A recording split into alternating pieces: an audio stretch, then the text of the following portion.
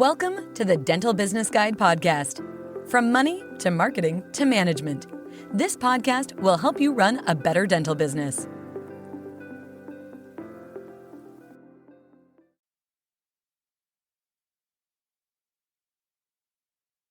Hello, everyone, and welcome to Asset Finance for Dentists. Today, I'm joined by Dan Fearon, one of our finance team. Hi, Dan. How you doing? Hi, Chris. Very well. How are you doing? Yeah, not bad at all, thanks. And everyone, back despite popular demands, I'm Chris O'Shea. So let's get started. So, Dan, asset finance. What is asset finance? How does it differ from any other kind of finance? Yeah, so asset finance is more shorter term, really, and mainly aimed at people purchasing sort of equipment. So if they're getting a dental chair or maybe a scanner or possibly even a car, normally they'll do that over asset finance because the life of that equipment is shorter. So normally sort of 5 years, really. Mm-hmm. Okay, so when we say assets, then I'm going to guess it's only ones that are going to be used for the business. Yeah, it will be generally for the business that we use. But I say some people do finance a car through asset finance or hire purchase. So you can look at them type of equipment. Normally when they say assets, what companies will look at is the type of asset that sort of unfortunately sort of be taken away if needed, if there was an issue with repayments. So nothing that's really sort of embedded, if you had some sort of aircon equipment that was embedded in the walls, that's quite hard to finance. But a dental chair, if there was any other problem, unfortunately the company could take that away and sort of repay their debt. Okay, so when you buy the asset, it kind of acts as its own guarantee, essentially. Yeah, it's the security. So when you're buying it, the security for that piece of finance is that item, and until that equipment is fully paid off, then it's still sort of owned by the asset finance company until it's fully repaid. Okay, and would there be any scenario? Because I'm just thinking, I'm going to guess the loan would be the same as the value of the asset, but are there any scenarios in which someone might need an extra guarantee or security for an asset finance loan, or is it always going to be covered by the asset itself? Yeah, so what they will normally look at, so the asset will form part of the security for the equipment, and what they may also need sometimes, especially with a limited company, they may need like a personal guarantee to sort of tie in the business, because a limited company's got limited liability, so that the person who's actually purchasing it, so they're linked into the facility, they may need a personal guarantee. Okay, so why would someone need asset finance? How does it kind of differ from just a normal business loan, or is it just so basically, so what asset finance is, like I said previously, it's short-term lending really, and what people tend to use it for. So if you want to improve and expand your business, and you need some equipment to do that, instead of using your cash that's in the business and maybe sort of impacting or having lessening the amount of cash you've got available for your working capital, what you can do is sort of arrange the asset finance, which will allow you to purchase the equipment. And then what you can do is sort of have regular payments each month on the facility. So you can work that into your business, like business cash flow, really. Yeah. So it just helps sort of term it out over a period of time, instead of, some pieces of equipment can be sort of 40,000-50,000 pounds. Instead of taking that out of the daily working capital, you spread that cost over sort of 3 to 5 years, really. Okay, fair enough. So what, I know you mentioned a little bit already, but what kind of assets, things, whatever you want to call them, can you buy with asset finance? Or maybe more importantly, what kind of things can't you buy? What can't it be used for? Yeah, so normally the things it can be used for, which is probably an easier question, is, dental chairs, X-ray machines, autoclaves,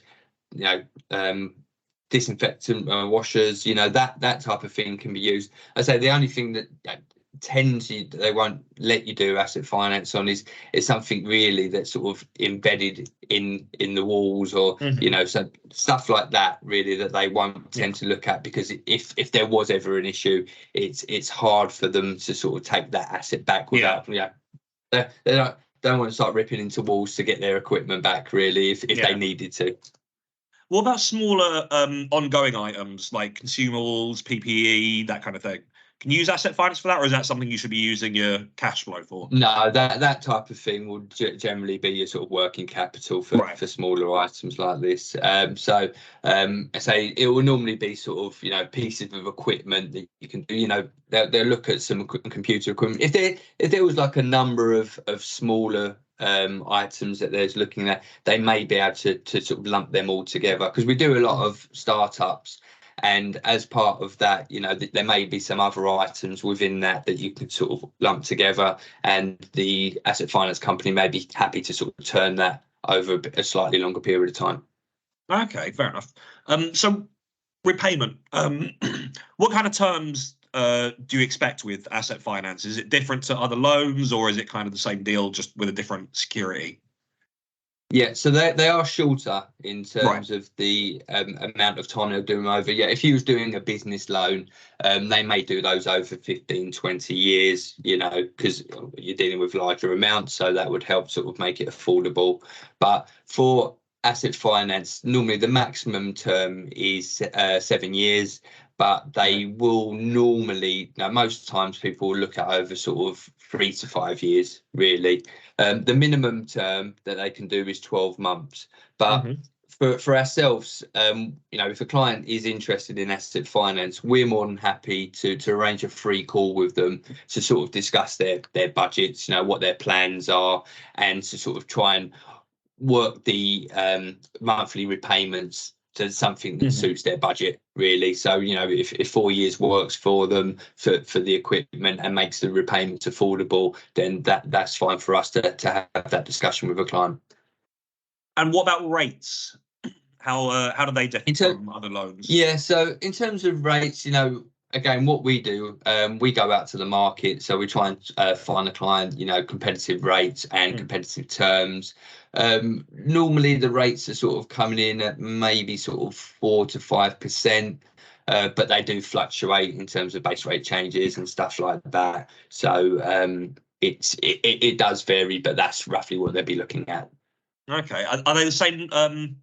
Is it the same lenders, or are there like specific asset finance companies, or is it just the usual lenders that we use for other? Yeah, no. So there are companies out there that specialise in asset finance, and we work with those companies. We obviously work with the main lenders as well, but generally there are asset finance companies out there that that is their main goal of arranging asset finance for clients. They understand the sector, they understand what clients are looking to do, so they're a lot more comfortable in terms of doing it. Okay, out from my curiosity, what happens if there's an issue with the asset while you're repaying it? Because you mentioned that technically the asset finance company owns the asset until you paid it back. Are you still liable for any damages or repairs or maintenance?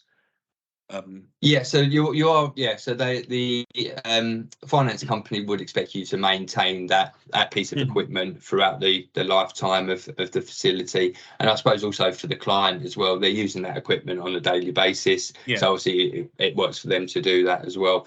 If there was any sort of issues with that sort of equipment, they would normally have it repaired. Like, the client is liable for those repairs. The asset finance company wouldn't really get involved in that. Right. Okay. Fair enough. So even if it broke through no fault of your own, I don't know, some outside circumstance, you're just kind of up the proverbial creek. I suppose on that one, depending on how long you've had it, you probably the actual equipment company who provided that may have some arrangements and stuff. For ourselves, obviously, we probably wouldn't get involved in that side of things, but they will have some arrangements with that company. I suppose if it broke the day after you got it, you're probably covered under some sort of guarantee. You would hope that would kick in if you're paying a lot of money for some equipment, that they would come and fix it for you, or replace that equipment. Yeah, that's a good point. You would actually expect that, to be fair. So what about fees? How does asset finance cost any more than a normal loan? So in terms of ourselves for fees, we don't charge a fee for arranging asset finance for a client. The fees that the client will normally they'll have their monthly repayment for the facility, obviously depending on how long it goes over. Some of the other sort of fees that they may have will be some sort of, they have like they might have an arrangement fee with the asset finance company, but they're normally quite small, probably between 150, maybe £200. And then sometimes some of the asset finance companies have like a monthly, an annual renewal amount of, it's normally like sort of £50 or £60 they'll have. But apart from that, everything on the agreement will set out what they're expected to pay on a monthly basis to fully repay the loan, and then at the end of that facility, obviously that equipment will be owned by the client. Right. Okay. What kind of information and data and documents you're going to have to hand over during the application process? What kind of info are they going to want to see from you? Yeah, it's not too excessive, really, the sort of info that they need to provide. What they would really need is the sort of breakdown of the equipment they're looking to buy. So that will normally be provided by the equipment company. We'll normally see like 1 year's accounts, either associate accounts or practice accounts, and then sort of 3 months bank statements, really. So once we've got all that, that's normally enough to be able to get an agreement from the asset finance companies. Depending on the amount, if it's a slightly larger amount, they may sort of request some additional information, but it's a case-by-case basis, really. But normally with that sort of equipment, with that sort of information, they will be able to arrange the finance for the equipment. Okay. And how quick's the process? Is it a quick one? It can be fairly quick, really. Yeah. So to get the agreement in place, they normally take like a day or so, really, to get something in place for them, and that agreement, obviously, we'd need to send the paperwork to the client to get everything signed. The only thing that sometimes can take a while, if you're purchasing, say, like a dental chair, the finance company won't tend to sort of release the money until that equipment has been delivered. So you're sort of waiting on that final invoice from the equipment company to be sent through. So that's the bit that sort of takes a while. But I suppose the client has got the benefit of knowing that everything's in place, the agreement's there. They're just waiting for the delivery of the equipment to be undertaken so that the funds can be released by the asset finance company. Okay, that's not bad. Right, so is there anything else you think people need to know about asset finance? Maybe something they haven't thought of, or some insider knowledge?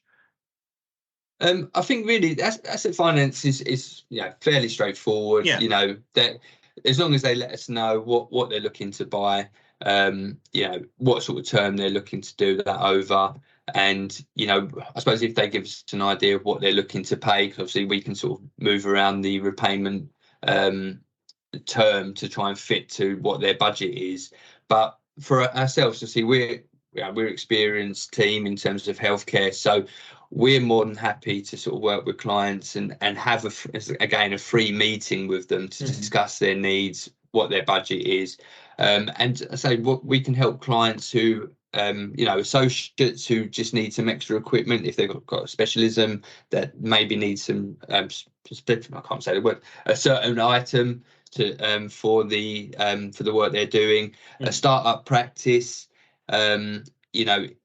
if they just need some extra equipment, or they've set up and they're looking to bring on board that second surgery for the practice, or an established practice where maybe they're looking to add some new services or maybe do a refurb at the practice. So we can help with a number of different scenarios for them. Okay, so by the sounds of it, the long story short is, if you need to buy something big, use asset finance, book a call with us. We'll help you find the best deal at no charge to them. Yeah, pretty much. Yeah, I know it sounds a little bit simple in terms of doing it, but it's just about helping the client really just find we're trying to find the most competitive deal out there in the market. Really. So if they get in contact with us, I'm sure you can sort of share my contact details on the link. Absolutely. And more than happy to have a chat there. Then if they have a chat with us, they're not obliged to go with us. We're not going to charge them from that initial consultation. We're just looking to find out what they need, and then we'll go out to the market and see how we can help them. Brilliant. Oh, and so if anyone doesn't know, we have our dental buying group. So if we can, not only can we find you a really good deal at no charge to you, we can also find you deals on the price of the asset itself through our contacts in the Samera Alliance. So yeah, if you want to save money on your assets, we're perfectly placed to help you do that. Yeah. So like you say, we can help in terms of sourcing the equipment for them, and obviously arranging the finances, trying to make it sort of a little bit of a one-stop shop for the client. Yeah. So, it takes a lot of that hassle around and trying to sort of run around to different people. So yeah, just by joining the Samera buying group, obviously, we can help them in not only asset finance, we can help them with CQC on the saving money on their consumables. I'm trying to think of other things like patient finance, utilities, which is a big one at the moment, where people, unfortunately, utility bills still keep going up, even though we're being told they should start coming down. But if they ever want to have a review of all the services that they have at the practice, by joining the buying group, we can certainly help them with that. Brilliant. Fantastic. Right. Well, that's everything I wanted to ask you, Dan. So thank you very much. It's been very informative.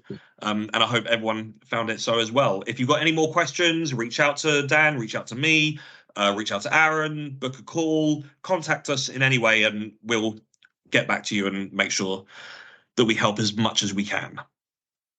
Actually, Chris, there is just one more thing I was just thinking of. We've actually got a networking event, a healthcare networking event coming up on the 14th of September in London. It's a great way of connecting with people in the same industry and meeting other industry professionals. So I don't know if you can put in the link when you send it out.